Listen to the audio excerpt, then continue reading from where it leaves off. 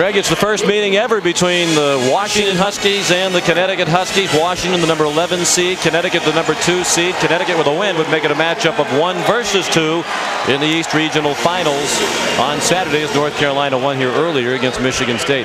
Sean McDonough with Bill Raftery. Delighted to have you with us. The double-digit seeds, one of the big stories of the tournament to this point. Washington is one of those, and they're here led by truly the big fella, as you would say, Todd McCullough. Well, the axiom is you can't teach size. He's terrific down the. Look at these numbers, all Pac-10. Great offensive productivity, the rebounding, and the field goal percentage. He doesn't really push or bang. A sleight of hand just to wedge himself in. The ability to turn and convert. He also gets to that offensive glass in position and with the ability to stand up straight, able to knock some shots down. And this is the big thing, I think, the defensive for the Huskies. They like to do full court pressure, but it's their half court that's dynamic. They all get back, identify, and then the opportunity. Khalid Al-Amin, the ability to step in a lane. And now what's terrific, Sean, we've said this all year long. Their perimeter people can all handle. The point man has the ball. On the wing, Ricky Moore's going to end up with the finish, but Hamilton also out in the open floor. That's their game, wide open, woo-woo. And of course, those Huskies, the Connecticut Huskies, with Richard Hamilton, Kevin Freeman, Jake Voskuhl, Ricky Moore, and Khalid El-Amin in the starting lineup. It's Thalo Green, Dion Luton, Todd McCullough, Jan Wooten, and Donald Watts for Washington.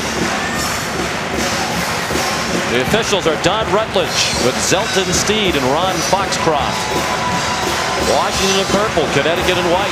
It'll be Voskuhl against McCullough. They'll see a lot of each other around the basket. Washington wants it to be a half-court game, and Connecticut would like it to go up and down. Voskuhl controlled the tip. And the Huskies, Washington version. Man, Sean McDonough. Ricky Moore to Richard Hamilton, the Big East Player of the Year, who's been outstanding in the NCAA tournament. Kevin Freeman. I think McCullough got a piece of that little smooch at the end, but you can see the easy entry to the high post. They establish low with Voskuhl. Kevin Freeman, the first basket of the ball game for Connecticut. He knew McCullough was in the neighborhood and still managed to score. And they're going to double and help Jake Voskuhl on McCullough.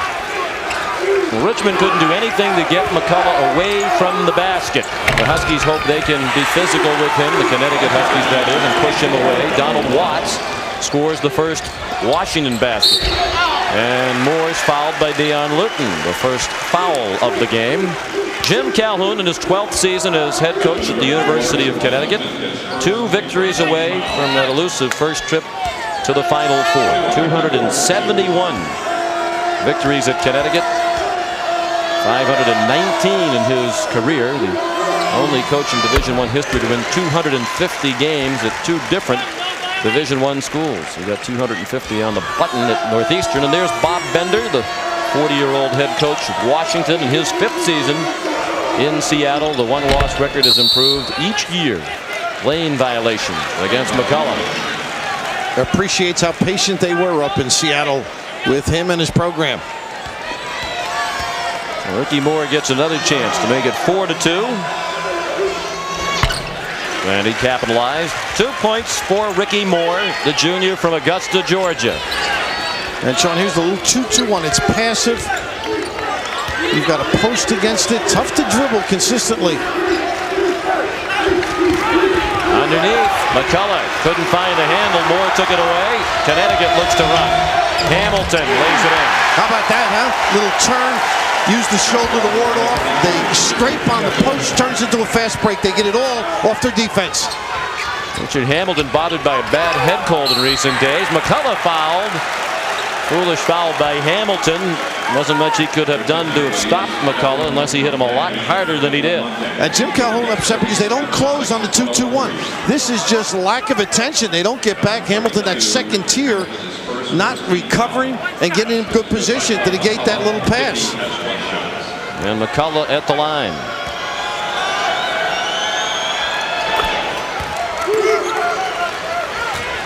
Todd McCullough's free throw brings Washington within 1, but the Connecticut Huskies quickly in transition get the bucket from Ricky Moore. And the lead is 8-5 for Connecticut. This is regional semifinal action in the East. Khalid El-Amin fouled after he took it away.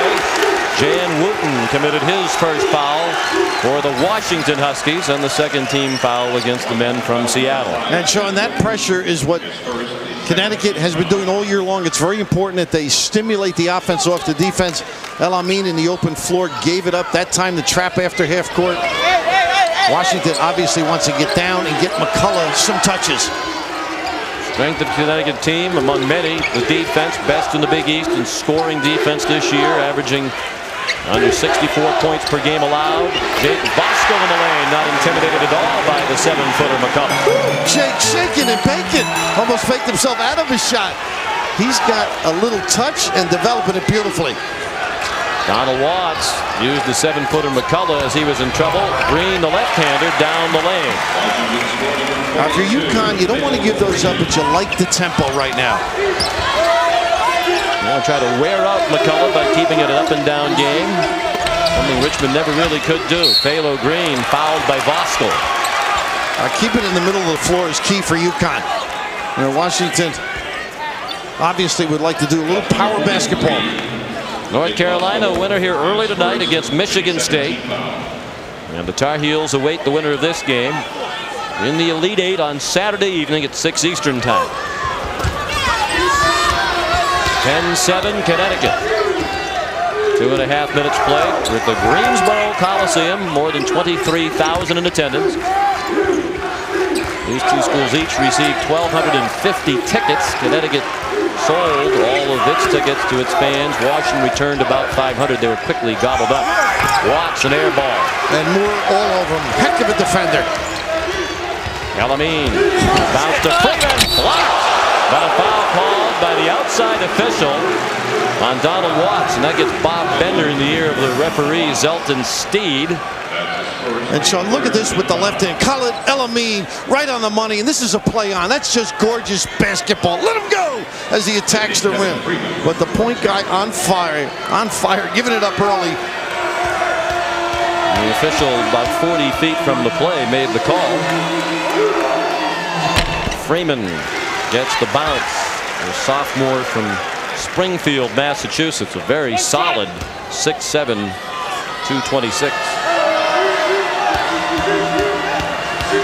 Bothered by wrist injuries much of the year, but as Jim Calhoun says, he's a warrior. Says he plays as hard as any player I've ever had. Tough in that final game against Syracuse. Got hurt. Nice attack here, but Moore, the slide in. 3 minutes in. El Amin, the ill-advised try at the lob for Freeman, and Phalo Green picked it off. It's Connecticut by 5. And the concern, McCullough now with Voskuhl with 1 foul. I would use the big guy. Give him some opportunities. For those who haven't seen Washington play in this tournament, they do have another 7-footer, Patrick Femmerling, on the bench, but he's nowhere near the offensive threat that Todd McCullough is. Femmerling, a good defender and shot blocker. Wooten, high arcing 3. McCullough had it knocked away by Voskuhl. High octane, aren't they? Good ball reversal. Richard Hamilton missed the 3. Wooten the outlet. Watts ahead of the pack. Hamilton let him go, and Watts dunked to make it a 3-point game. Well, they do attack the basket. You can leak out on occasion. Nice take advantage there. And Watts in the open floor. And Wooten has to be sound. Don't turn it over. Make good judgments for Washington.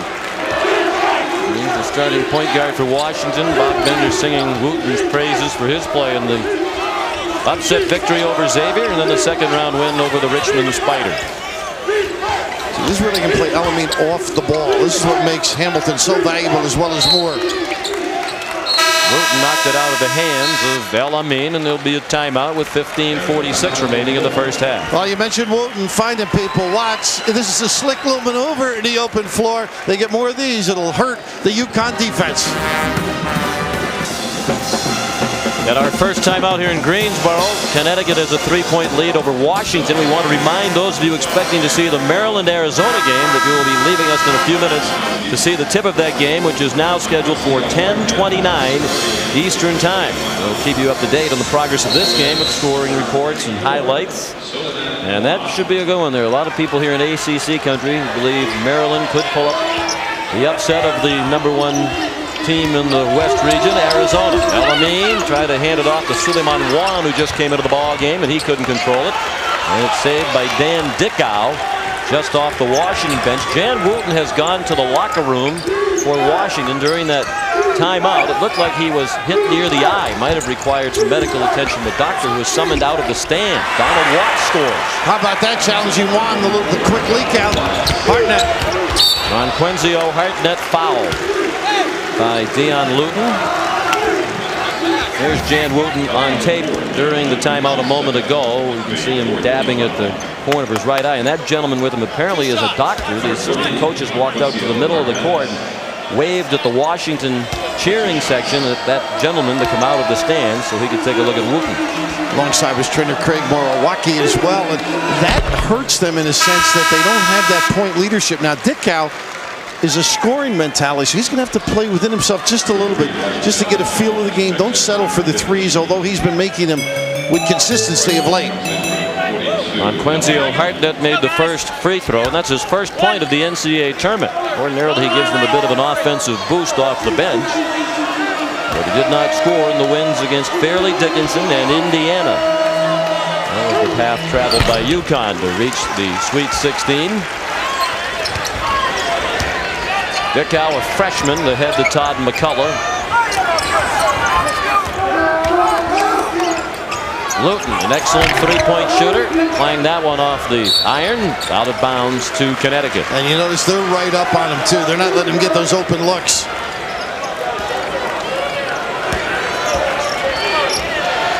Five minutes played, Connecticut by 3.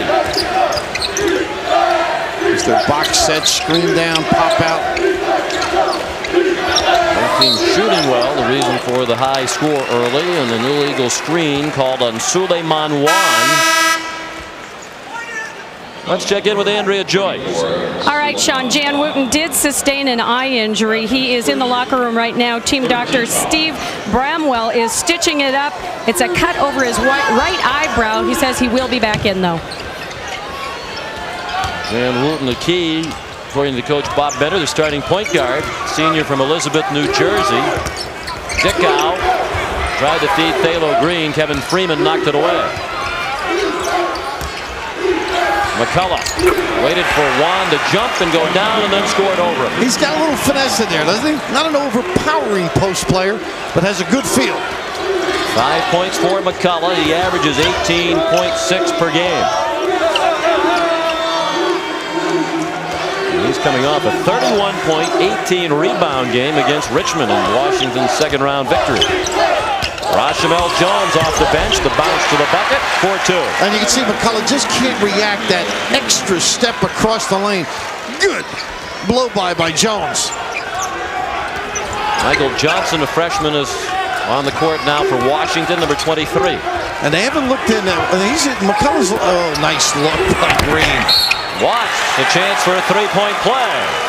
And Thalo didn't sneak a peek at McCullough, but he certainly had pretty good vision under the rim. And all the scrambling defensively by UConn backfires. They're trying to harass the passer, and you can see the little slippage as Moore tries to recover. And Watts, one of those talented performers who's grown in his confidence, I think, under Bobby Bender.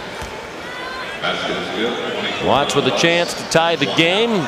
Again, we remind those of you expecting to see Maryland and Arizona. The tip is at 10:29, and we'll get you there in time for the start of that ball game. Keep you up to date on what's going on here. Nearly 6.5 minutes in. It's Connecticut by 1. Khalid El-Amin long with the pull-up. Voskuhl fortunate to avoid a foul. That got Bob Bender off the bench. He is aggressive. Got a piece of that one. They didn't give him the foul. Rashamel Jones with the basket for the Huskies of Connecticut. Bad pass picked off by Hartnett. Hamilton running the floor. And Sean, he made that play. He was below the foul line, Richard Hamilton. Scorers can sniff it out. I got a chance for a deuce. Let me get the puppies down the floor. Didn't look like the head coach that caused Hamilton to miss the workout yesterday was bothering him that time as he sprinted the length of the court. It's a good remedy, though. 2 points for head coach. Green lobs it into McCullough. He was fouled before the shot, says Zelton Steed. It's on Monquenzio Hartnett, his first.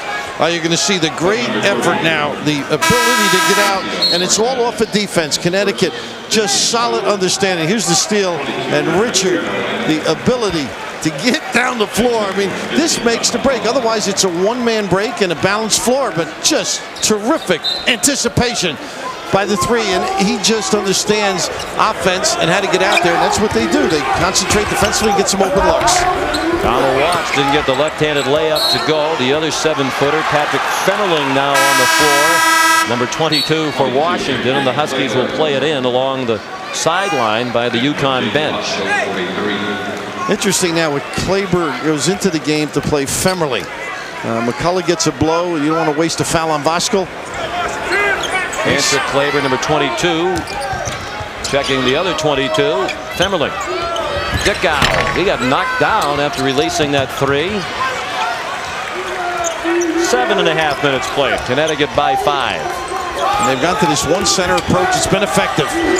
Johnson short with it. A long rebound out to Monquenzio Hartnett. El-Amin, acrobatic.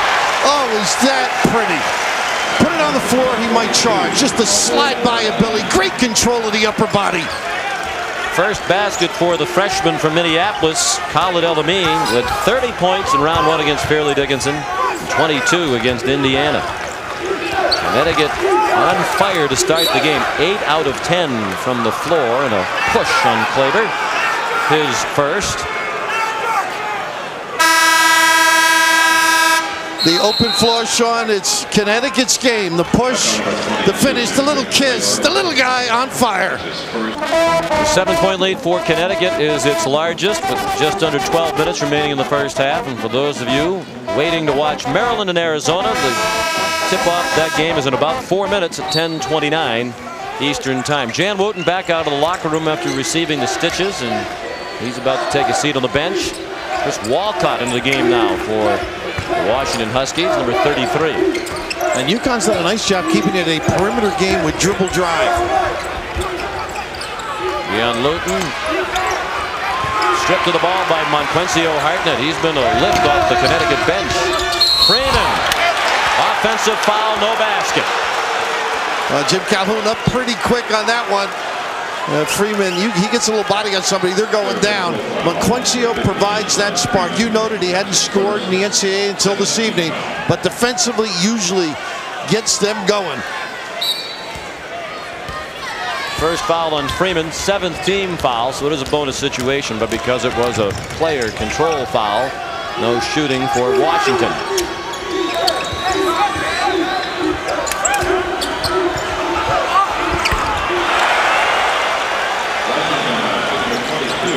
Patrick Fennerling with the basket for Washington.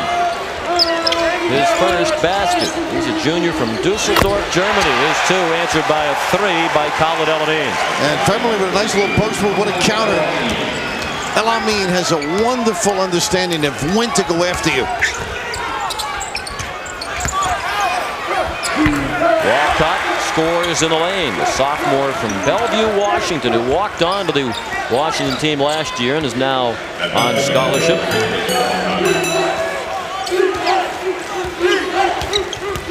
El-Amin might have been hindered by the presence of Fennerling. Here's Watts on the push. Nice dive by Walcott, sets it up for the jumper. Luton's 3 wouldn't go. He's a streaky shooter and a little bit off to start this game. Traveling the call. Nice play by Thompson, caused the walk. I think you're right. Fennerling got a piece of it. I guess both clubs are on fire here, huh? How about a little D, coaches? Let's step it up a little bit. 2 teams that have had much of their success this season predicated on defense. No D in Huskies on either side. Bobby had a little time at the Duke campus there. They brought out his old uniform, and it still fits. I don't think you could say that from your Syracuse days. Bob Bender played at Duke. His team paid a visit to the Duke campus upon arriving back here in North Carolina. And Coach Bender put on his uniform from the late 70s. The players loved it. The comment by Donald Watts was interesting. He said it looked like it would cut off your circulation. Of course, the uniforms were nowhere near as baggy as they are these days. And I guess Mike Krzyzewski had write-ups from his playing days as well. Really happy for me. That's terrific. You could get into the shorts. So. I can still get into those shorts. They'll still be as tight as they always were. Bob Bender played at Duke and spent 6 years as a coach and assistant with Mike Krzyzewski before becoming the head man at Illinois State. Then on to the University of Washington. They remain very close. And Bill Foster was his coach in those days. Credits a lot to his mentors, as well as Mike's contribution is like Bob Knight. Bob Bender had been working for a couple of years as a fundraiser in the athletic department at Duke. Under Tom Butters, the athletic director, thought he might go to law school. And then Mike Krzyzewski offered him a job. Femmerling the block. Hey, he is an obstacle. That's his second one you mentioned earlier. Good kick. Walcott open. Voskuhl came over, couldn't block the shot. Voskuhl toppled to the court, and Walcott has given them 4 points off the bench. And what a nice feel that time, because the double came. He just looked over his shoulder. Nice dish. What was a 7-point Connecticut lead is down to 2 with 9:20 left in the first half. Nice hand hedge, but it cost him. Femerling got out in the passing lane, didn't recover. Nice slippage by Jake Voskuhl. Ricky Moore found him. Voskuhl has 4 points. He's a sophomore from Katy, Texas, just outside Houston. His father and the uncles were all in the lobby today. They had their game faces on. I don't think you'd like to fool around with them, Sean. I know you're tough. Jake might have been the shortest member of the family we saw at the hotel. Femerling was upended. The ball went out of bounds and will be played in by Connecticut. Washington, their little version of defense is they try and use the post up. You see Femerling had his hand out. That's a hand hedge. Then trying to recover blind to the basketball. Nice slip to the goal by Jake. Voskuhl from a basketball family. His dad Joe played at Tulsa in the early 70s and is one of that school's all-time leading rebounders. Jake played on 4 straight state championship high school teams in Texas. Straight Jesuit. There's Freeman. He does that. You know how tough he is around the glass. Stepping up his offense this year. Keep working this summer on that jumper. Jim Calhoun believes the only thing lacking from Freeman's offensive game is confidence. Luton from the elbow. Tough shot. He doesn't lack confidence. 75 of their 145 threes, generally deeper than that, but they're forcing him to put it down. That was the first basket for Luton, the sophomore from Del City, Oklahoma. He averages 15 per game. And reading he was a center in high school too, Sean. I mean, imagine developing an outside game like this. Moore, a tough bounce pass. Wooten got in the way. It went out of bounds off Wooten. It will be Connecticut's ball when we come back. Sean McDonough with Bill Raftery and Andrea Joyce back at the Greensboro Coliseum. 7:52 left in the first half. Connecticut leads by 4, and the Huskies will play it in with 16 seconds on the shot clock. And Sean, this is a very good offensive team on inbounds. They score. They certainly, here's a double screen, have worked diligently on this. Richard Hamilton's shot spun out to Todd McCullough.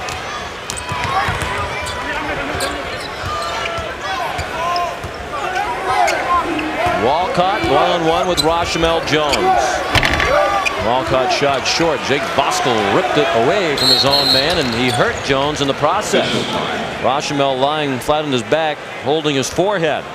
Yeah, that's a shame. Inadvertent, but you love guys hustling. He's saying he's okay, reading his lips, but Jake very strong, attacking the rim there.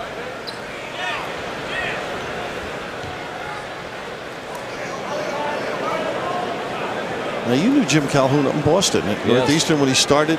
Very successful coach for 14 years at Northeastern University. Also known as the Huskies. For those of you just joining us, 7:32 remaining in the first half.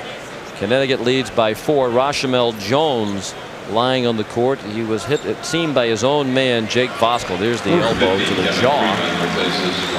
Oof, is that painful? Now, I know you never got that close to the rim. You would have gotten a rash. You were leaking out for a fast break, but Rosh pays the price for involvement on the offensive glass.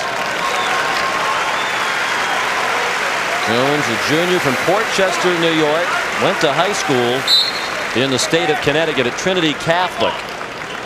And was the Connecticut High School Player of the Year 3 years ago at Trinity Catholic in Stamford. Hey, Joe Sharp's been busy, the trainer, particularly the last couple of weeks of UConn.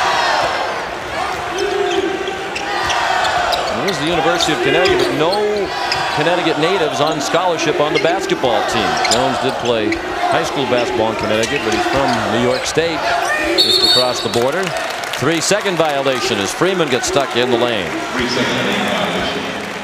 Both teams shooting very well. Washington at 55% and Connecticut at 73%. Turnovers are even. Donald Watts 10 points to lead Washington. Connecticut trying to take the guards out of the game, put it in Luton's hand, and Richard gets the small change, little nickel dimer on the dribble penetration. 2 fouls now on Richard Hamilton and 9 against UConn. Richard Hamilton will go to the bench with 2 fouls.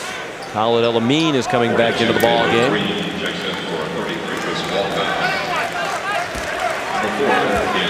It's El-Amin with more. Hardnett, Freeman, and Voskuhl for Connecticut. 1-1 for Dion Luton. And Sean, not necessarily the highlight because the games are the highlights, but meeting Marv Harshman yesterday, spending some time. Bob Bender has so many nice things to say about the former head coach of the Huskies in Washington.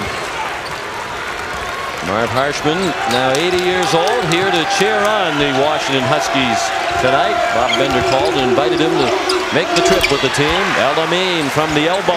Did you see him yo-yo though? He got the big guy on the string. Made him think he was going to the goal. Got the open look. Good use of the bounce. Donald Watts. And Jake just forward McCullough too close to make a pass. Luton, that's a 3. It's going to be barely a rim grazer. Watts out of bounds. Or did he get a timeout?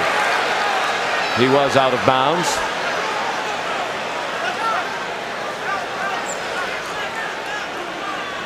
CBS Sportsline is the best place to follow all the March mayhem. Get real-time scores, updated brackets, game previews and analysis, interviews and more. Keyword CBS Sportsline on America Online. Just the question I have is, why does Washington have the ball? Well, I think they're saying Jake touched it, and they're out? just checking to see if it hit the rim, is I think this question here. It did hit the rim. Luton shot it. We barely grazed the rim.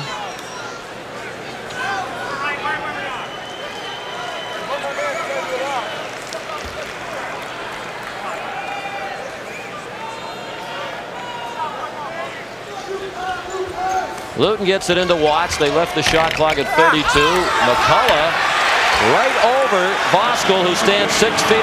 Nice play by Luton here on the inbounds. Break down on the inbounds pass by UConn.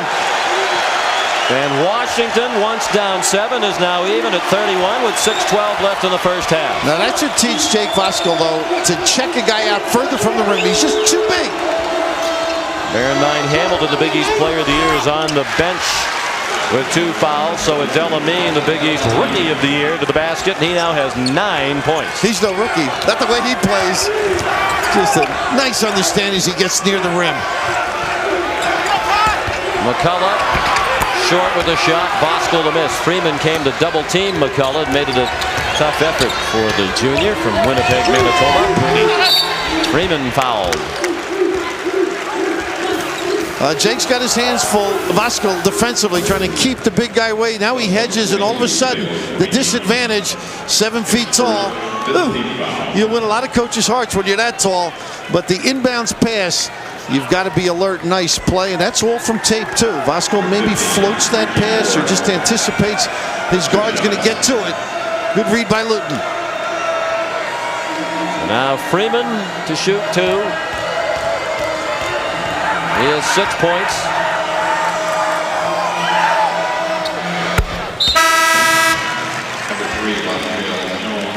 Foul was on Thalo Green, his first, and the 15th foul in Washington. Voskuhl goes out with Hardnett. Jones, who's bandaged under the right eye where he took Voskuhl's elbow a moment ago, is back in. Washington's been very sound on the offensive end, Sean. They're not rushing things. They're not turning it over. The press full court. They've been in the right spots, not doing anything silly. During the Bob Bender era, this is a team that has been plagued chronically by turnover difficulties. Watts on the feed from the wing from Green. High voltage attack that trip. What, they break apart that 2-2-1. That is deep. And it hurts. Oh, my goodness. Nylon. Khalid El-Amin now has 12. That was an NBA 3 and then some. Connecticut by 5. We approach 5 minutes left in the half. McCullough sent Suleiman Wan sprawling. What do you think? You think he did a little dive on that play? I'm not sure, but Jim Calhoun thought there should have been a foul. You notice Jim looks at us sometimes as if we can help him out. Yeah, maybe we would just confirm or disagree with his opinion. Now here's where they pull the shirt. Now that's that America's play where they screen the screener. El-Amin came up the lane and Wan maybe with the steps. Now they got an offensive curl. Now that's tough after the play at the other end. Now Jim Calhoun's turning to everybody who listened. All the NCAA people have headsets on over there. The committee, oh, what a bad seat. He looked over here on the last non-call, and McCullough knocked Wan down. Then he turned to Terry Holland, who's the NCAA committee representative here, along with Mike Tranghese. And Terry is continuing to watch the action. Nice play, little. And there's the charge, unfortunately. Oh, you jump stop, you got a basket. Well, Thalo Green would see blue on that kind of play. Oh, they had just decimated the pressure defense. And McCullough waiting, begging, urging the dish. And then the knockdown. 2 fouls on Thalo Green. A mock cheer went up from the Connecticut partisans for the officials after that call. 16 fouls now on Washington. Connecticut's been called for 10, so that's already the double bonus. El-Amin, well defended that time by Wooten, who made it a tough shot. And Wooten couldn't control it. Along the sideline, looked like he took his eye off the ball. There's Terry Holland, the athletic director at the University of Virginia, looking for a head coach. Yeah, he never looked my direction at all. No discussions. But he wisely has the headset on when you need Jim Calhoun. First of all, it'll be tough to interpret when he's excited. That quick speech delivery. Coach Calhoun speaks as rapidly as anybody in the coaching profession. A back screen and then a rescreen. El-Amin got a 3. Klaber kept it alive over the 7-footer McCullough, but it's controlled by Donald Watts. So now a 3 would tie the game for Washington with under 4 minutes left in the half. Committee's got to feel good about the games this year, the excitement in the NCAA. Terry and Mike part of that. CM Newton run the show, Kentucky AD. Nice spin out. Look at the help. Now that's great defense. Even if they foul, and that's what you want to do with the spin out by McCullough, and that worked the other day in Washington, D.C. And Jim Calhoun looking on in disbelief, if not horror. And Dave Klaber called for his second. Associate head coach Dave Leto with the instructions. So now it's McCullough at the line, who's been the NCAA leader in field goal percentage each of the last 2 seasons. And he's also a respectable free throw shooter at 70%.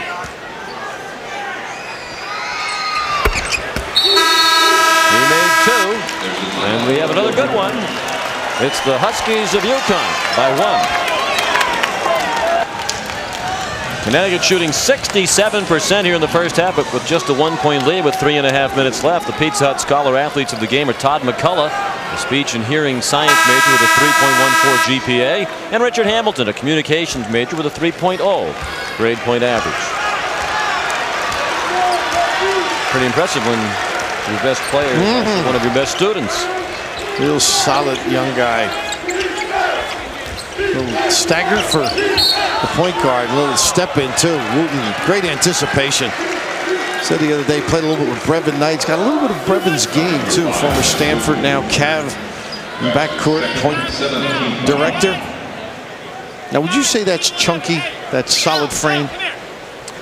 Yes, but it's not. He's very solidly put together, we are told, by Jim Calhoun and others in the Husky camp. There have been other guards with that body type who've been very successful. I think it's John Bagley from his conference, the Big East. Pearl Washington, another out of the Big East. John Gwynn, a little bit stocky in the old days. But Jimmy was telling us both yesterday, He likes to eat. That's why he has to work so hard. But he's got an inner strength too. Not afraid to take on the big bodies he gets around the 10. It was 13 points here in the first half. You get the sense, as he said many times, he believes that he could be the key component who could help get UConn to that first ever Final Four appearance. UConn isn't missing anything, free throws or field goals. They're 10 out of 10 from the free throw line now. But Washington is still within 3. Now, whoever steps up defensively, Sean, you got to challenge shots, both shooting the ball well, and effort has to be made at either end. Thalo Green, he's done a good job of feeding McCullough. Voskuhl fronting McCullough. And that's what they want to do, and help him if he does make a catch. He's forcing him high. Now I think Freeman can shade a little bit. Well, you got to love being a shooter with McCullough on the team. Tough pass, Green. Throw it to McCullough as he was all tangled up with the defense. And a foul.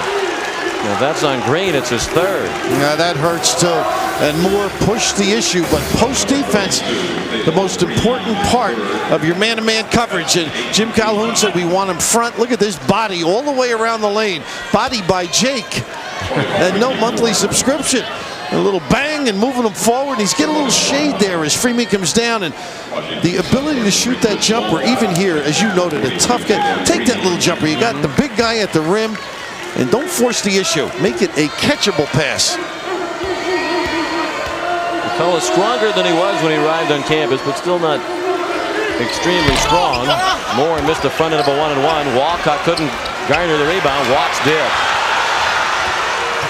Green now on the bench with his 3 fouls, replaced by Walcott, who gave them some quality minutes earlier in this half. Luton for the tie. He's way off tonight. Walcott got the bounce. And Freeman laboring a little bit. He did not check out that trip. Washington within 1. Elamine. Rebound McCullough, and a chance for the lead for Washington. Got to run something. They can always get that jumper.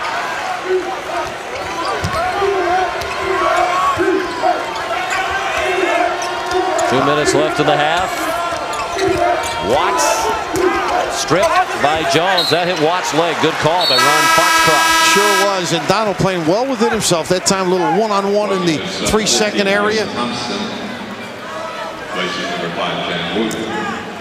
Coming up on Pennzoil at the half, Greg Gumbel, Clark Kellogg, and Dean Smith will get you updated on all the tournament news, the scores and highlights. A look at the Maryland-Arizona game from the West. That's all coming up on Pennzoil at the half. It's a little play to run for Hamilton, a little flare. Elamine, the banker. A little kiss, and that's just beautiful. He can play off the ball because Moore can run the show. That's Hamilton's play generally. Elamine averages 16 per game. He has that here in the first half tonight. McCullough forced away from the bucket by Voskuhl. Voskuhl's done a decent job. Elamine feels it. Not that time. He hustles after his rebound. Oh, looked like the ball slipped out of his hand just as he went to put up that layup. McCullough got it out. Washington has numbers in its favor. Luton still having a difficulty shooting the basketball. Moore's done a nice job with the dribble shot. He puts him prize a little bit. Nice extra pass to Freeman. And McCullough the block and called for a foul, and Bob Bender is livid. And Sean, that's all Ricky Moore. He pushed the basketball. The defense collapses a little. Even though he didn't get anything, the ball reversal, and right there off the jumper, the dump down, the alert hands by Freeman. And McCullough from the rear. Do you see why Bobby Bender is a little irate? Let him play a little bit under there.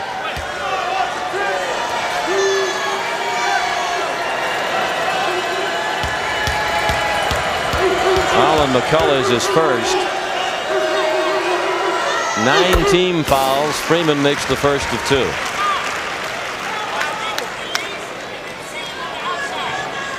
Nine points without a rebound for Freeman. 5 out of 5 from the line.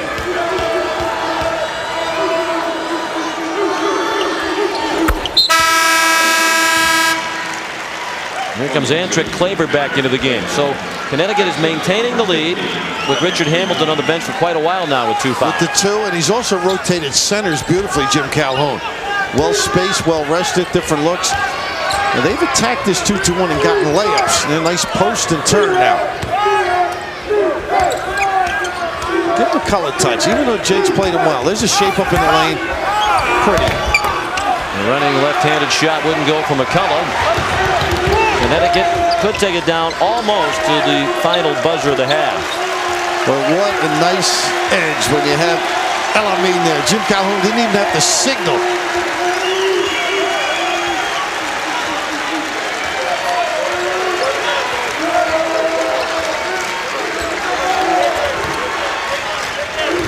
I want to shoot it late enough to get a possible tip, but not let them get a run out.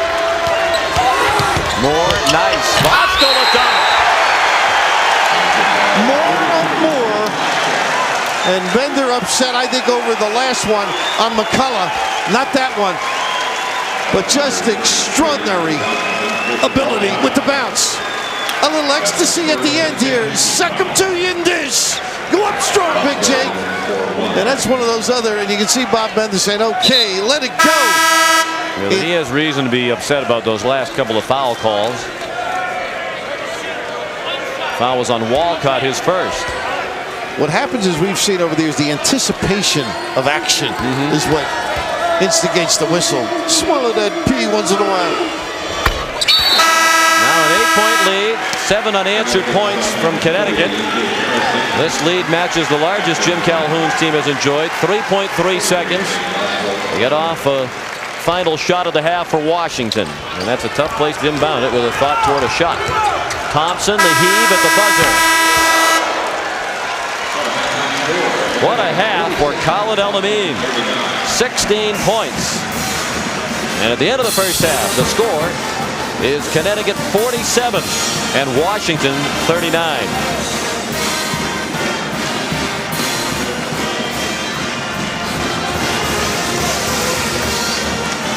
Here's Andrea Joyce.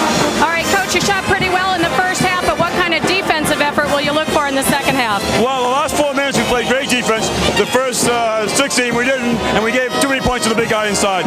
Richard Hamilton on the bench with 2 fouls. He's been suffering from a cold. Do you sense that he's any sluggish at all? Right now he's very weak. He's not playing, so we're trying to win right now without him. We'll probably start him second half, but right now he doesn't feel real well. All right, good luck in the second half. Thanks, Coach. Sean? Greg Gumbel, Clark Kellogg, and Dean Smith will be along with Pennzoil at the half right after this message and a word from your local station. Halftime in Greensboro. Washington trails by 8 a moment ago. Andrea Joyce spoke with Coach Bob Bender. Coach, 16 points for El Amin in the first half. Is he your biggest concern in the second half? He's a big concern because he's got it going. You see his confidence, him scoring. The problem is that if we do come to help and the things, adjustments that we might want to do, he's good at finding people, and that's what I think really allowed them to make the run here at the end of the half. He got in the middle of our defense. We've got to be able to contain his penetration. All right, good luck in the second half. Thanks.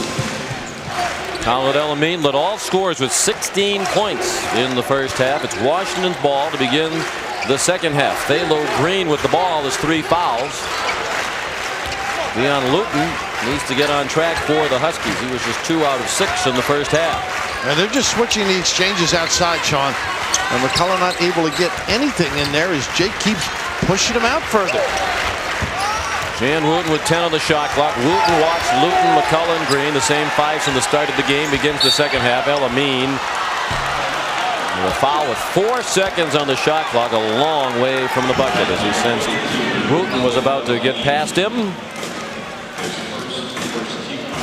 First half stats. Connecticut shot a robust 62%.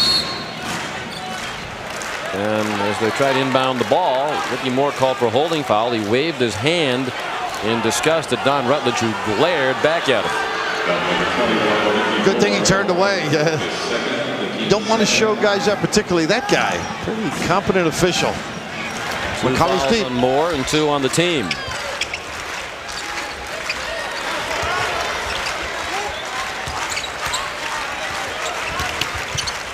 Wooten, tough shot, but he made it.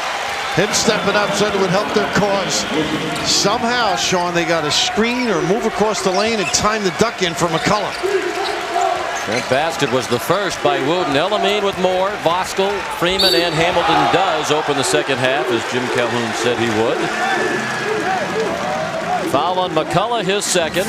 And we check in with Andrea Joyce. All right, Sean, as we mentioned earlier, Richard Hamilton is suffering from a cold and an upper respiratory infection. Trainer Joe Sharp spent halftime filling him up with fluids. Hamilton is sluggish and feeling tired. Joe Sharp told me that condition is not helped by the fact that it has warmed up in the arena. So they're just going to play him as long as he can play, and then as long as he's not too tired out there. Back to you guys. Elamine at the line. They charged the foul to Wooten, his third. He does put pressure on people. He had Wooten underneath him and McCullough looming there. Bob Bender obviously disturbed the way they've played this sensational freshman. Great feel. They're clearing out for him more than they do naturally when Hamilton's on his game.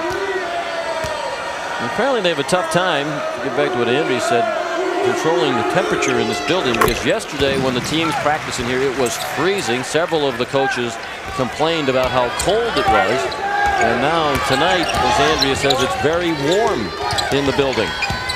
Luton stopped on the drive by Hamilton.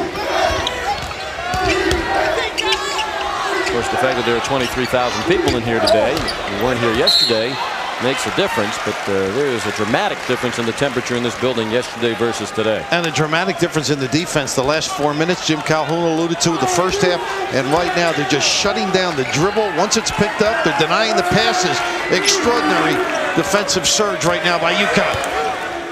Connecticut by 7. Minute and a half gone by in the second half. Moore slipped and got called for a travel. A nice play by Watts. Talked about his terrific sound play. Washington Prep Player of the Year. That time defensively helping out. 10 turnovers by Connecticut late in the first half, and the other game going on at the moment out west. Arizona by 11, now by 9. Oh, what a perfect trap spot. Luton. That's a 3 for Dion Luton. And that's the danger of that 2-2-1. I think UConn be better off half court running their trap. Hamilton off for Freeman. Impressive that Connecticut could have such a good offensive game when Hamilton is ailing and obviously a little bit off his game. And they are all stepping up just a little bit. Nice little penetration. That didn't look like a little sneezy sniffle maneuver. 6 for Hamilton.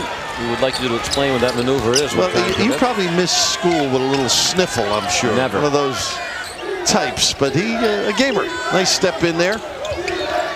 McCullough, that time Voskuhl fronted McCullough, and they lobbed it over his head, and Todd has 13 points. Nice lift to the defense, so when they did front, they didn't get the support. Washington hang in there, down by 8 on a couple of occasions, including halftime.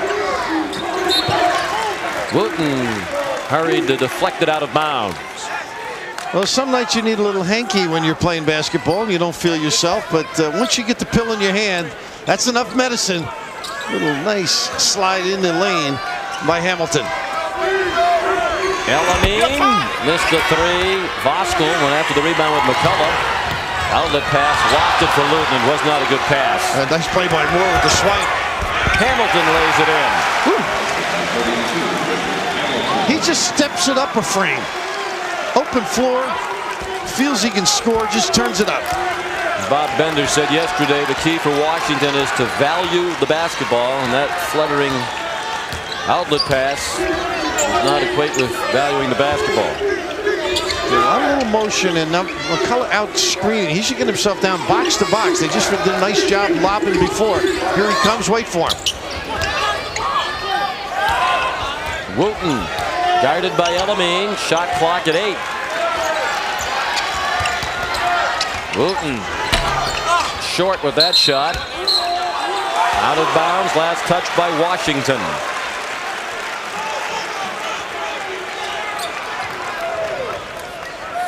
The ability to find guys, and I'm so impressed with Elamine giving it up early. This has been good judgment all season long by the Rook, and quite a finisher in the Big East all year long, Richard Hamilton. More to Elamine. Well, Hamilton is running the floor just a lot better right now. And he was fouled on the way up, and Hamilton will shoot 2. Jake Voskuhl has kept McCullough busy. He got a piece of that one, but Jake has been moving him from box to box, up the lane, stepping out a little bit. And McCullough not as intimidating a force as he was the first 2 games of the tournament. Phalo Green now has 4 fouls for Washington, so Bob Bender's going to take him out. Chris Walcott ready to check back in. Hamilton with 9 points.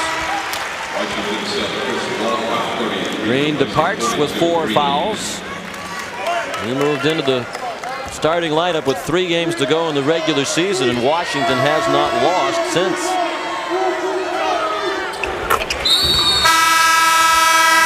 Two free throws by Hamilton, and the lead goes back to 8 for Jim Calhoun's Huskies. Washington Huskies trying to avoid enduring the first loss by a Pac-10 team in this NCAA tournament. The Pac-10 is 8-0. Washington is losing at the moment. Arizona is leading Maryland. North Carolina and Utah have already advanced with wins tonight. They're on to the Elite 8. Timeout Washington. The Huskies couldn't get it in.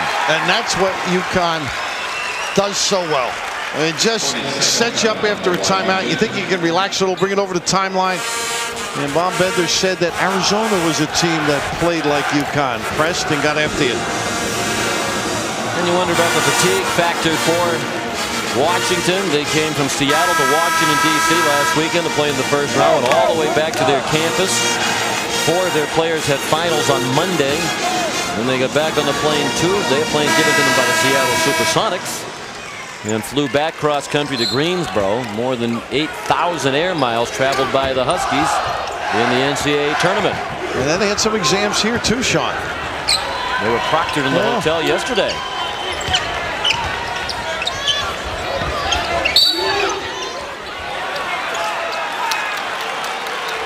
15:45 remaining. Connecticut leads by 8, matching its largest lead. Jake Voskuhl has just been called for his 2nd foul for Connecticut. It's the 3rd team foul against the UConn Huskies here in the second half. Bob Bender, despite the travel of his Washington team, says he's seen no evidence in practices of fatigue setting in. He says they're young and they're running on adrenaline. Luton fouled before the shot. Feels they're very mature. Nice back cut by Luton there. It's been the defense of UConn, Sean, that has stepped up and made it tough for Bob Bender. Offensively, I don't think they've been able to get the ball because of Jim Calhoun's defense to McCullough. Voskuhl bodying out. They're supporting when he fronts. They're occasionally doubling. It's been disturbing their offensive flow. McCullough well short with that shot. Just did touch the front rim. Ricky Moore using a Voskuhl screen. That was a 2-point try, rebounded by Jan Wooten.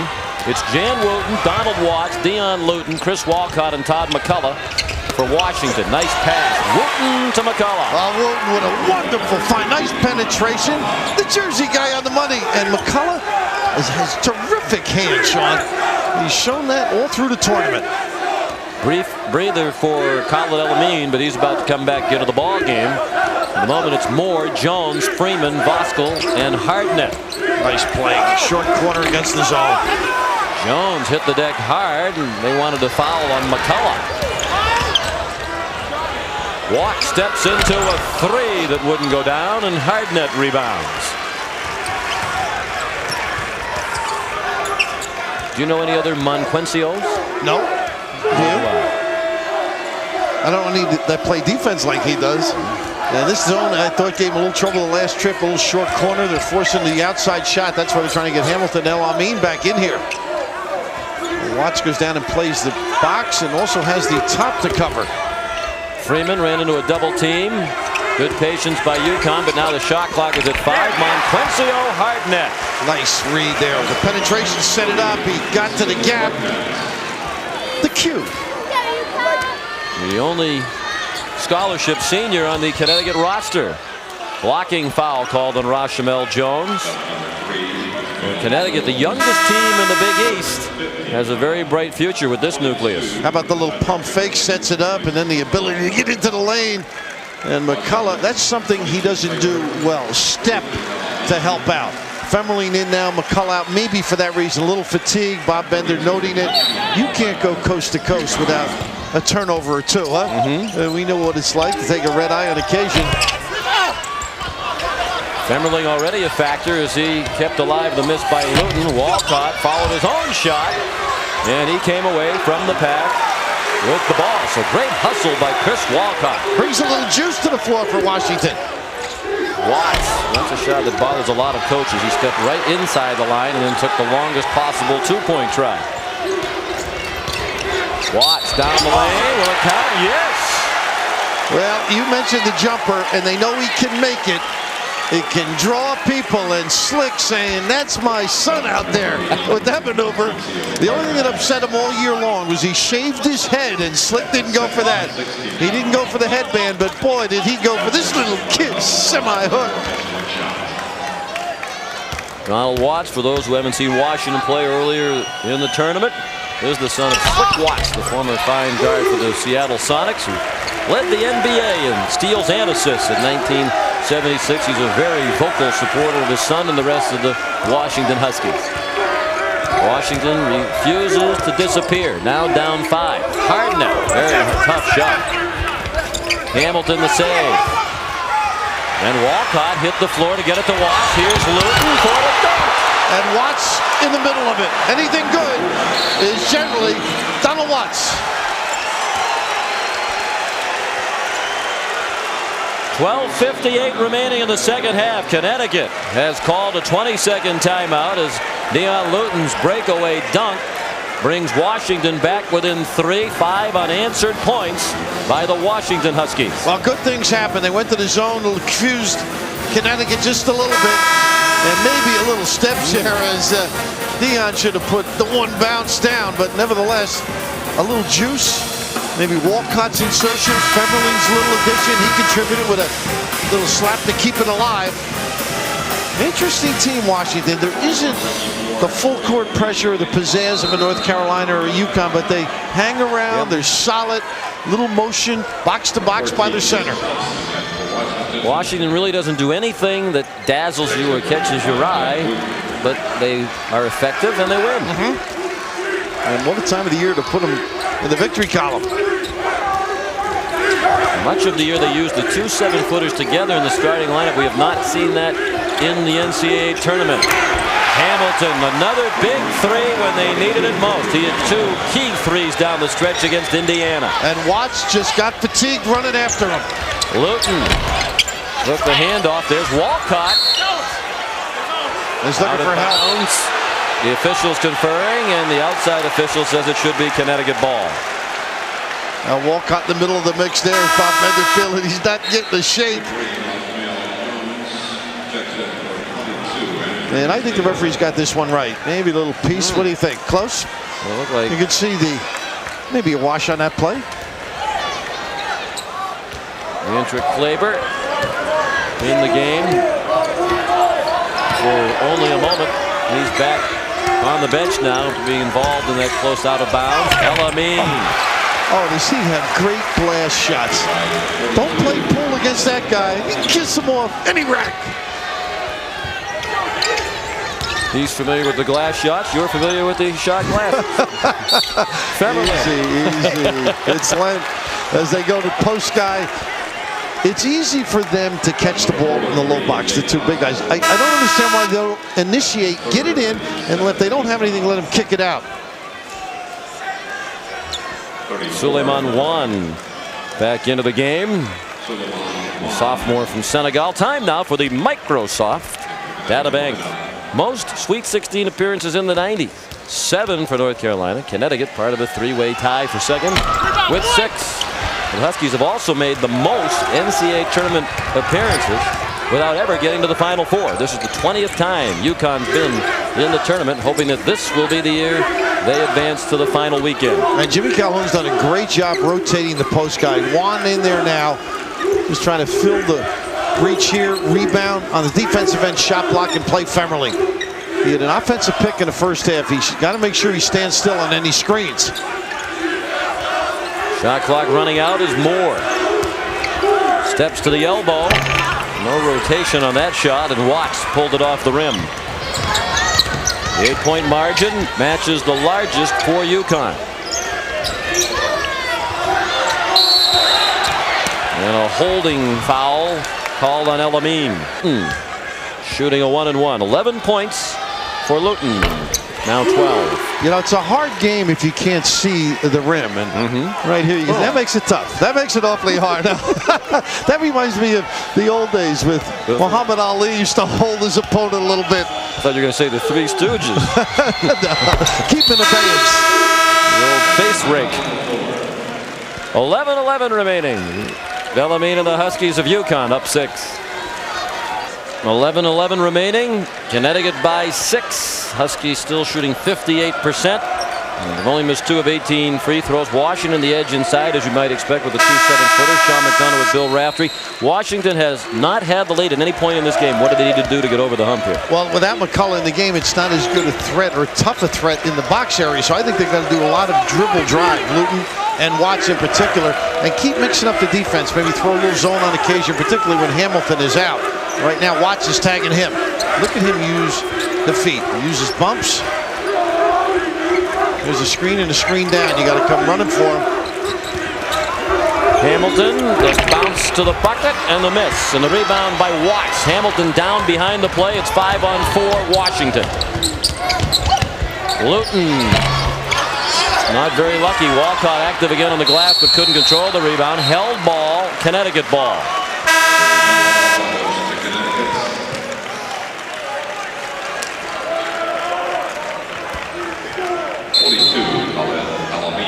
And right there, Luton with a spectacular little pull-up, and as you mentioned, got the little rattler to go against them. But Juan continues the center rotation that's been so favorable for UConn.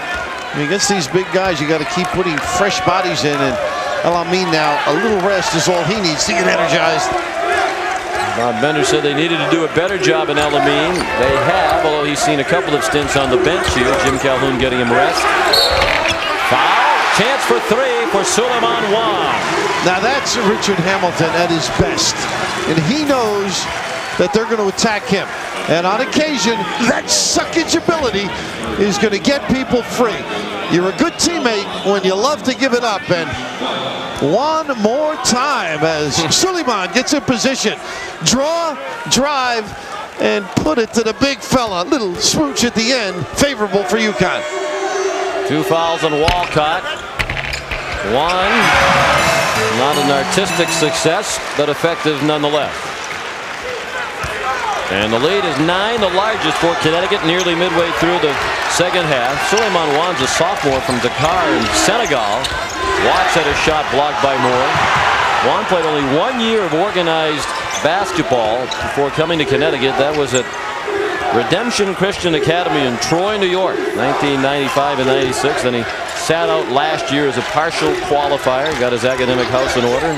Joined the team midseason this year. Watts the miss. Watts got it back. Now it's on the floor to Hamilton. That whole trip was Ricky Moore. Sensational defensive stops.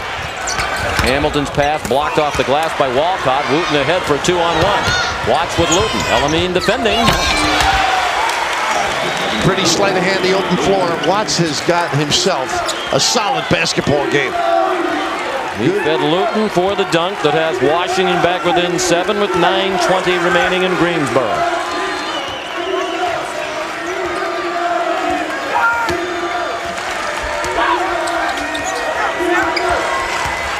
Now Watts has got to play both ends of the floor. Chasing Hamilton, not easy.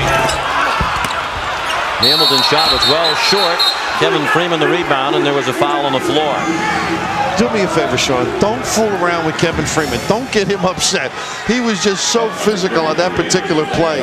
The counter A good defensive stop and a nice feel here. The slide by so that Watts doesn't charge. You're surprised more guys don't do it. Good players understand. And Luton with the send it in at the end. But what a presence Kevin Freeman provides UConn. 3 fouls on Walcott, so that's 7 fouls at that position for Washington tonight, as Thalo Green, the starter, on the bench with 4. Oh, they got a push off on Hamilton as Watts frustrated him. So important to play within yourself. Jimmy threw a little begging.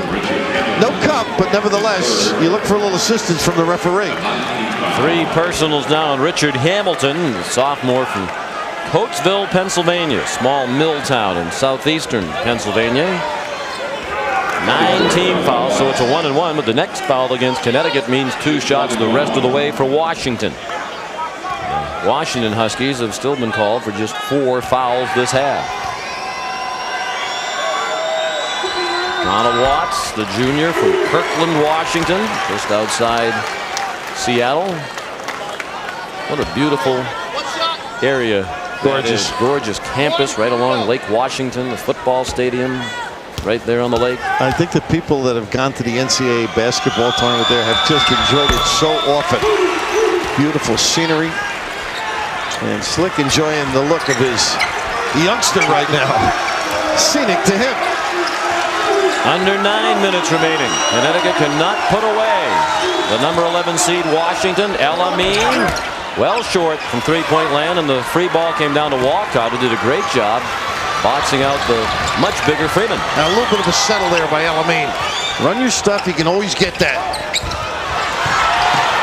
Watts had it blocked by Juan. McCullough there to put the ball back up into the bucket. And Juan got a little shot in the face there.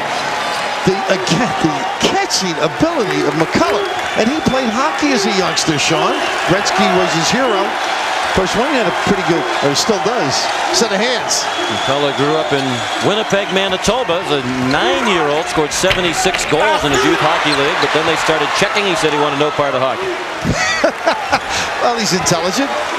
With that body, he was open. Fair game.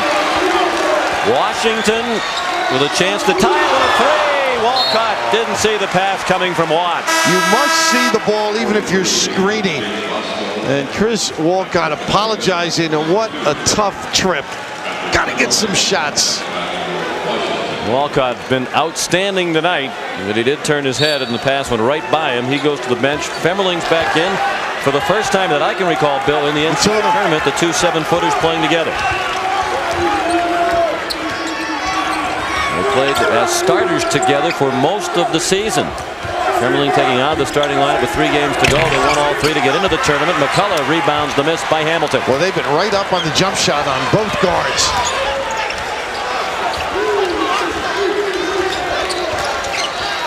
That's the high-low. How about that's the high-high?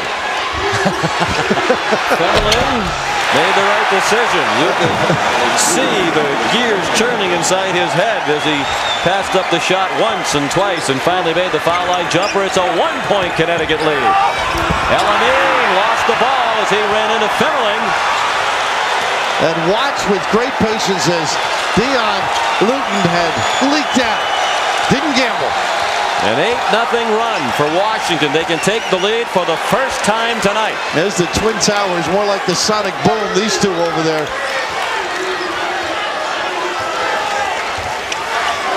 Tough match for Freeman.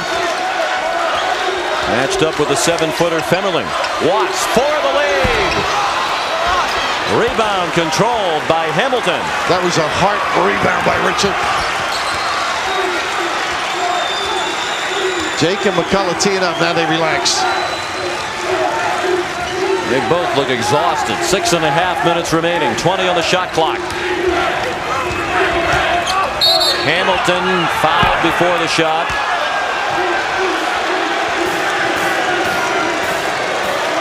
Femmerling called for his first personal. 5-team foul, so not a shooting opportunity for Hamilton. Timeout.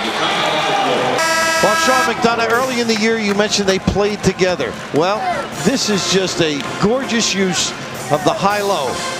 For Washington, 7-foot screening for 7 foot, and as you said, he questioned himself a little bit and then didn't hesitate at the end.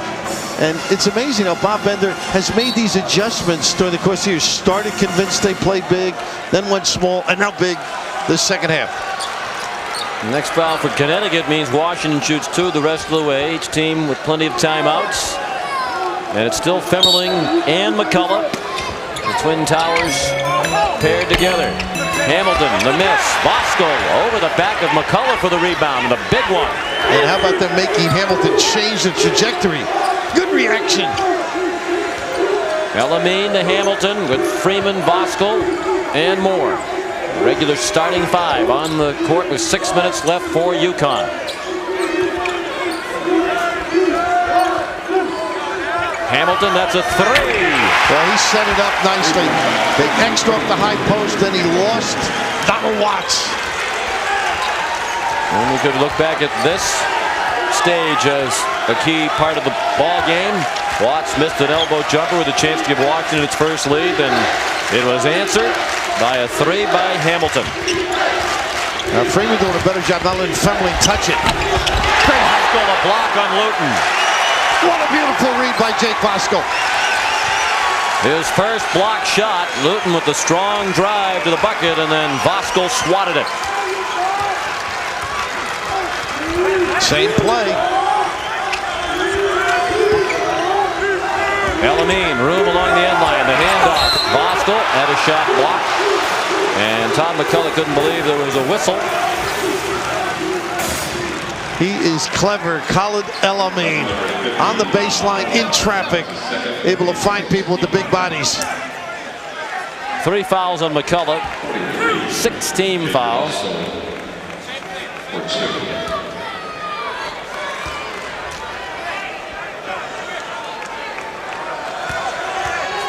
Voskuhl at the line. Hey, Jake will sleep tomorrow.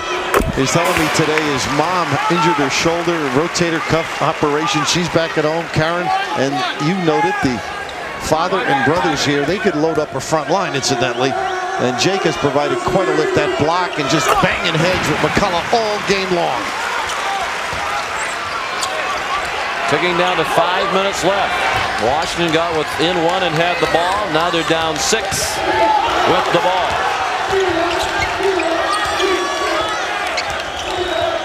Watts told us last week in Washington, D.C. he doesn't enjoy it when the 2 7-footers are there together. Luton, that's a 2 because it's tougher to drive for the perimeter players with both 7-footers in the game for Washington. And Luton didn't drive. He used that big screen, the big body, to slide behind. You got to go over the top on Dion Luton. Good anticipation by Femmerling, and he saved it. And Ricky Moore lets it go out of bounds. Oh, nice footwork. And 16 size shoe. The ability in the open floor here. What happened in the service, Sean? They wouldn't let him. They didn't have boots for him. During the summer of '96, he had to perform his mandatory military service as a German citizen. He spent 10 weeks on a tour of duty with the German army. Briefly went through maneuvers in sneakers because they didn't have size 16 army boots. Tough on the slopes, but pretty good on the open floor there. He has given them a lift, playing the big guys together. Moving screen, and an offensive foul called against Connecticut. Freeman, they had a little double screen, and you just can't move. You don't get a shot, looking on in disbelief, and Jimmy sees his parade to the free throw line, and that's going to let Washington hang around. Because it was not a player control foul, it will result in shooting, and it's 10 team fouls on Connecticut, so it's a 2-shot opportunity for Donald Watts. For 2 shots.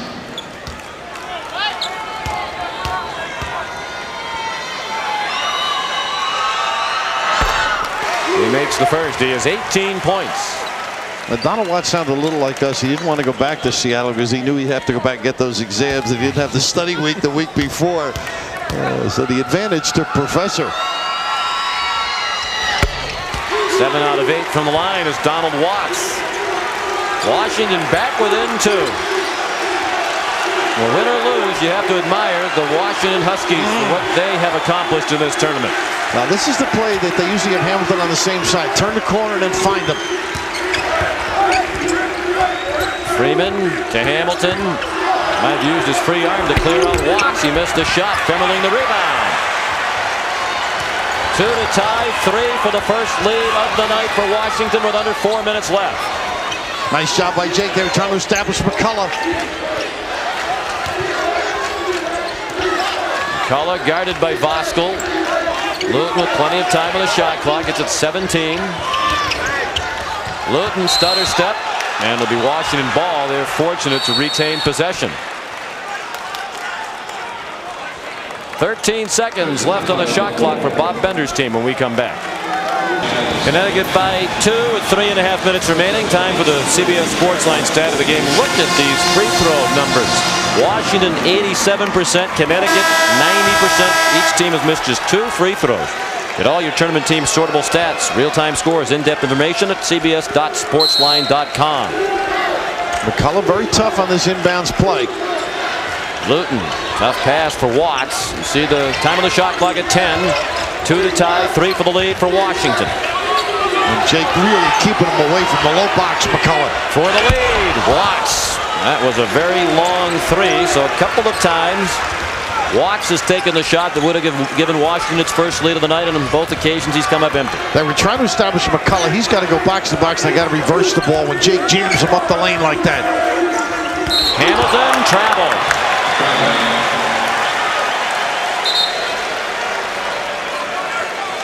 12 turnovers committed by the Huskies. Jimmy's been very subdued. I mean, even that particular play, usually you get upset. Good self-control. He's got to have composure going down the stretch. UConn has accomplished just about everything else it could accomplish under Calhoun except get to the Final Four. Foul. Femmerling trying to handle the pass. He was being bounced around along the baseline. Richard Hamilton now with 4 personal fouls. And Femmerling around 61%, not a high or efficient number. Never really himself tonight, I didn't think. Hamilton, some spurts, some signs, but fatigue due to the cold exhibited itself. Femmerling missed the first. So Hamilton, the Big East Player of the Year, UConn's leading scorer. 1 foul away from disqualification. 1 out of 2 for Femmerling. Connecticut by 1. 2:51 remaining.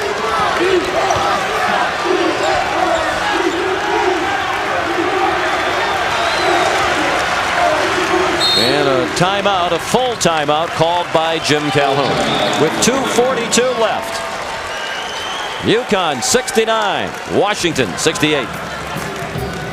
2:42 remaining here in Greensboro. Connecticut leads Washington by 1. In the other game going on tonight, Arizona's lead now 1 over Maryland midway through the second half. We'll take you to the finish of that game when we're done here. Tomorrow night's action begins at 7:39. Syracuse and Duke. Stanford against Purdue at 7:55. UCLA and Kentucky at 9:59. And Valparaiso against Rhode Island at approximately 10:15. And it's all guard oriented. It might be a nice time to shake Jake Voskuhl loose on the box. Let him go up strong. But they've been settling for jump shots.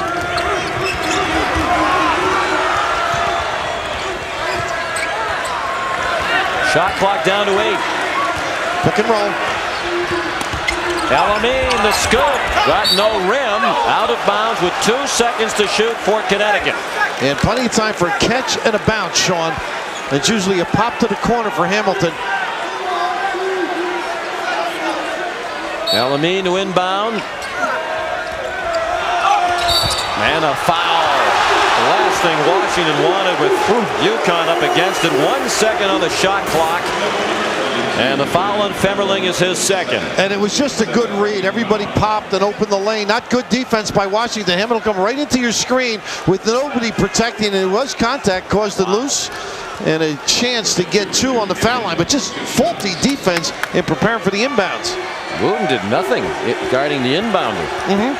Hamilton has to be nervous now every time he hears a whistle or he's involved in the contact because he has 4 fouls. 17 points now for Richard Hamilton.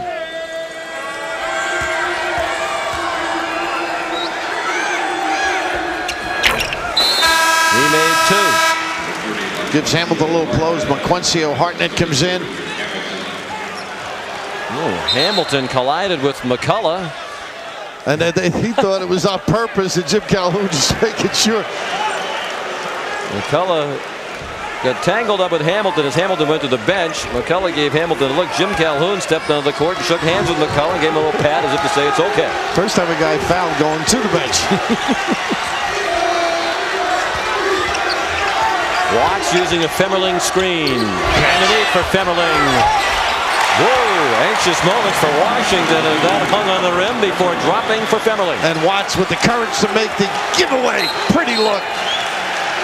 Now Jim Calhoun uses a 20-second timeout just to get Richard Hamilton back into the game. He wants him in for offense. He doesn't want him to get the 5th foul on defense.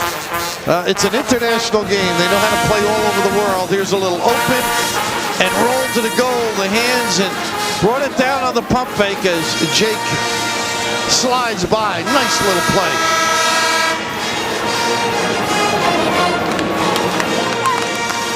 UConn in the double bonus. Washington with 17 fouls in the 1-on-1 situation. Now with just one full timeout, the arrow favors Washington. Alice Bender, the wife of Coach Bob Bender, expecting their second child due in August.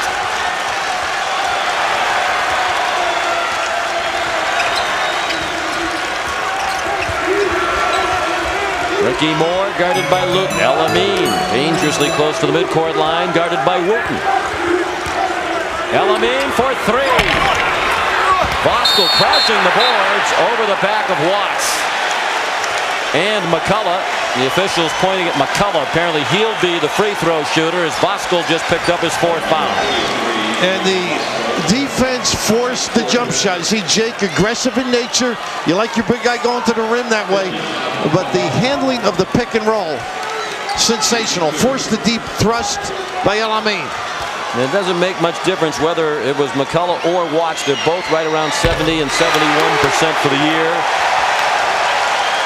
Washington is even at 71.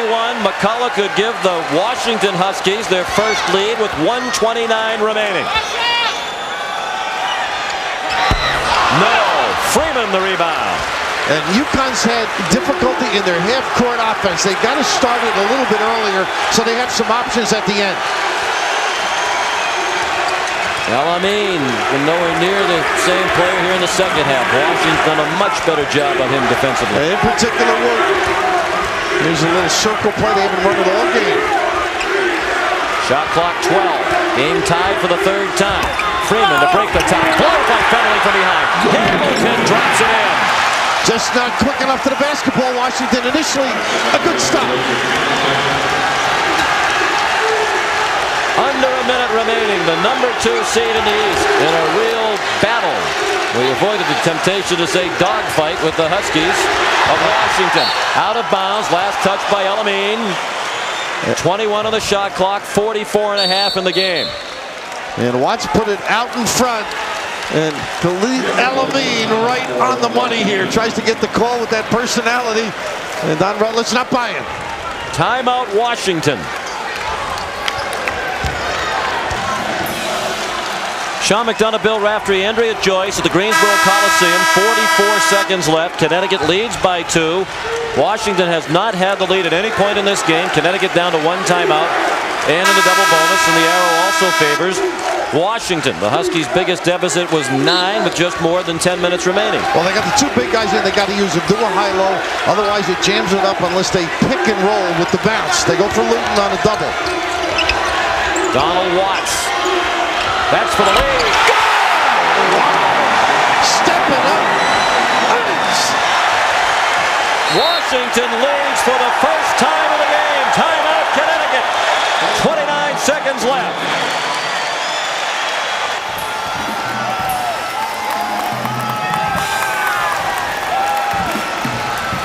Has that been solid all game long? Watch the answer. High voltage, Washington. Washington took its first lead seconds ago. 74-73, 29 seconds left. Donald Watts, the huge 3. Now Connecticut is out of timeout, so they must inbound the ball cleanly here. And they do to Elamine. He likes to dribble drive using a high post pick. Hamilton off the basketball, getting himself set. 1-4, Sean. Try and turn the corner. Spreading the court for Elamine. 10 seconds remaining. Elamine off to Bosco. He was brushed. The shot wouldn't drop. Hamilton! No! Another tip! No! Hamilton off the buzzer! Yes! Yes! Connecticut wins!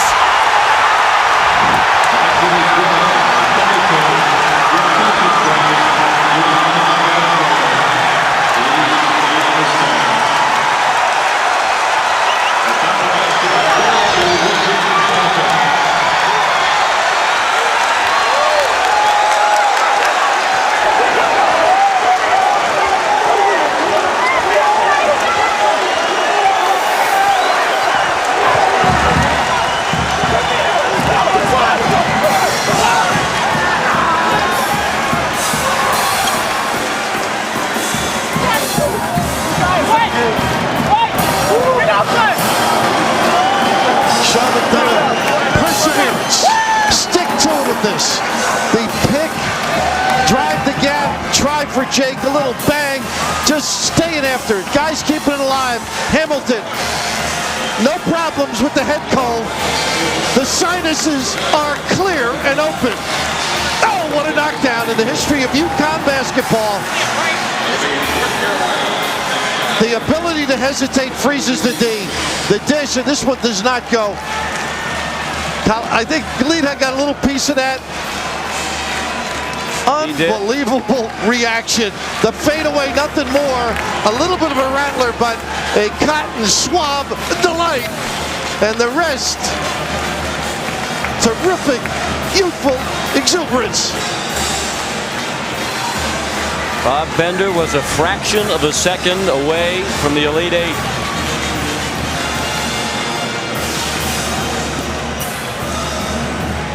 This team deserved a better fate tonight. What a wonderful performance by Washington. They trailed for almost the entire game, and they were a split second away from advancing. Their season ends at 20-10 in the Sweet 16. And Connecticut advances to Saturday and the Elite Eight.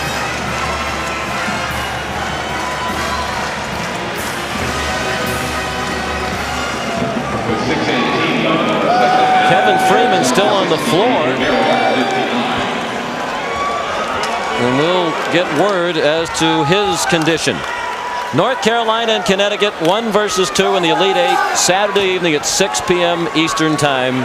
The winner goes to the Final Four. Donald Watts hit the shot that gave Washington the lead briefly. He had 22, and Richard Hamilton again tonight, as he did in the games against Fairleigh Dickinson and Indiana. The big shots down the stretch, and they're still tending to Kevin Freeman. Greg Gumbel will update you on his situation later, and let's rejoin Greg now.